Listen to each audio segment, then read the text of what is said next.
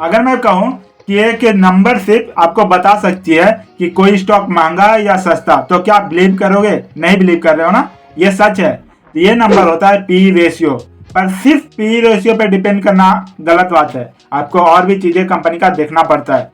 तो इस वीडियो में मैं एक्सप्लेन करूंगा कि पी रेशियो होता कैसे है और पी रेशियो का इंपॉर्टेंट क्या है कोई भी स्टॉक खरीदते समय या फंडामेंटल रिसर्च करते समय।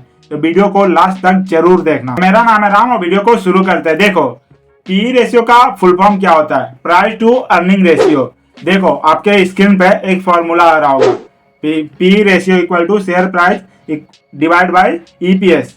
तो अब आपको समझना है कि पी रेशियो से होता क्या है। देखो, पी रेशियो बताता है कि आप किसी भी कंपनी को ₹1 अर्न करने के लिए कितना देने के लिए तैयार हैं। किसी भी XYZ कंपनी का जो शेयर प्राइस का वैल्यू है ₹500 है और उसका ईपीएस है ₹25। तो अगर 500 के 25 से डिवाइड करें तो जो नंबर आता है वो है ₹20। मीन्स आपको उस कंपनी में ₹1 अर्न करने के लिए ₹20 इन्वेस्ट करने की जरूरत पड़ेगी। तो यही होता है पी रेशियो। अगर किसी कंपनी का पी रेशियो हाई है, जैसे 60, 70, 80, 90, 100, तो ये माना जाता है, माना क्या जाता है, ये होता है कि जो कंपनी के इन्वेस्टर है उनको कंपनी के ग्रोथ पे भरोसा है कि ये कंपनी ग्रोथ करेगी और आगे जाके एक अच्छा पोजीशन हासिल करेंगे इंडस्ट्री में। बट अदर हैंड अगर पी रेशियो लो है, जैसे 10, 15, 20, 25, तो कहा जाता है कि कंपनी का जो इन्वेस्टर है वो कंपनी पे डाउट है कि ये फ्यूचर में ग्रोथ करेगी कि नहीं। अगर सस्ता पी रेशियो है तो इसका मतलब ये नहीं है कि स्टॉक का प्राइस सस्ता है, या फिर महंगा पी, मतलब अगर हाई पी रेशियो है तो इसका मतलब ये नहीं है कि स्टॉक का प्राइस महंगा है। ये मत सोच के बैठ जाना। तो ग्रोथ कंपनी के पी रेशियो होते हैं वो हाई होते हैं, पर जो जिनका पी रेशियो लो होता है उनमें हिडन रिस्क भी हो सकते हैं, जैसे कि कंपनी का जो सीईओ है या फिर पास्ट एक्सपीरियंस है अच्छा ना हो, कंपनी का मैनेजमेंट अच्छा ना हो, कंपनी का जो बिजनेस मॉडल है वो थोड़ा गड़बड़ हो। तो इस तरह के हिडन रिस्क होते हैं।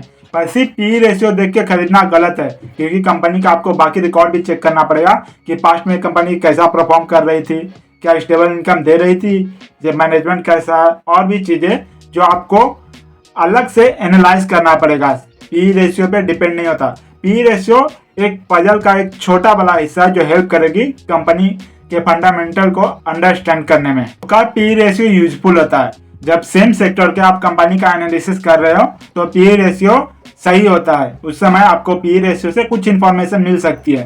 पर अदर हैंड अगर कोई आईपीओ अपना नया लॉन्च किया है, नया शेयर लॉन्च किया है, तो उसमें जो पी रेशियो होते हैं कि हाई चांसेस होते हैं कि मिसलीड करने के लिए पी रेशियो दिया रहता है।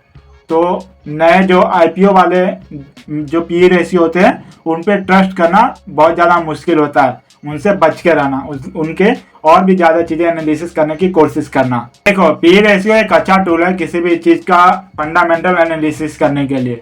अगर इसका आप अच्छे से यूज़ करोगे तो नेक्स्ट टाइम आप किसी स्टॉक का प्राइस देखोगे या किसी शेयर का प्राइस देखोगे तो आप साथ में उसका पी रेशियो देख के एक चीज़ का और अंदाज़ा लगा सकते हो कि प्राइस जो कंपनी है उसका ग्रोथ अच्छा है या नहीं। और वीडियो आपको थोड़ी से भी हेल्पफुल लगी तो चैनल को सब्सक्राइब करना ना भूलना, क्योंकि मैं इसी तरह के जो स्टॉक मार्केट के फंडामेंटल रहते हैं उनका एनालिसिस करता हूँ। एंड दूसरा, मैं सेल्फ ग्रोथ पे भी वीडियो बनाता हूँ।